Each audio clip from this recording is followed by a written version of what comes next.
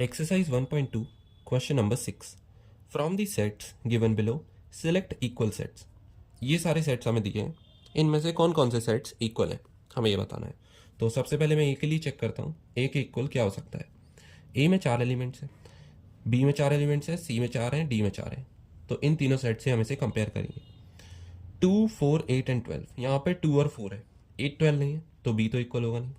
यहाँ पर 4, 8 एंड 12 है, बस 2 की जगह 14 है, तो सी भी इक्वल नहीं होगा। और यहाँ पर 4, 2 है, लेकिन 8, 12 नहीं है, तो डी भी इक्वल नहीं होगा। तो ए के इक्वल कुछ नहीं है, तो ए इज इक्वल्स टू ए।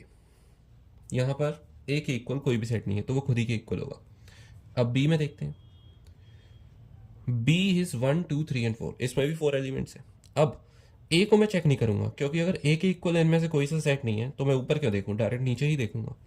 तो बी के लिए 2 हैं इक्वल होने की पॉसिबिलिटीज़, या तो सी या तो डी, क्योंकि इनमें भी 4 एलिमेंट्स हैं। अब सी में है 4, 8, 12 एंड 14, यहाँ पे 4 है, उसके पहले के 3 एलिमेंट सी में नहीं है, तो B is not equal to C.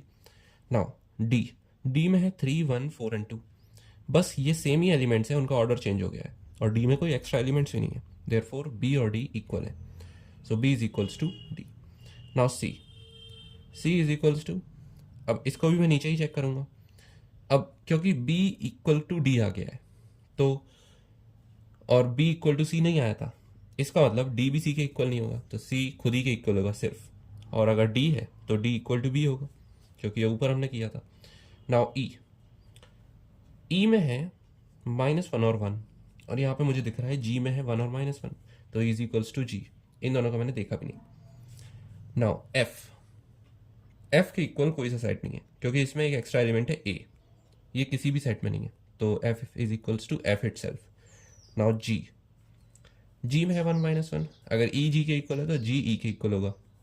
And h के इक्वल भी कोई सा सेट नहीं है, तो h is equals to h। तो मेनली हमारे पास 2 सेट्स आए हैं, b is equals to d, d is equals to b, oh sorry, b is equals to d and e is equals to g। So b is equals to d, comma e is equals to g.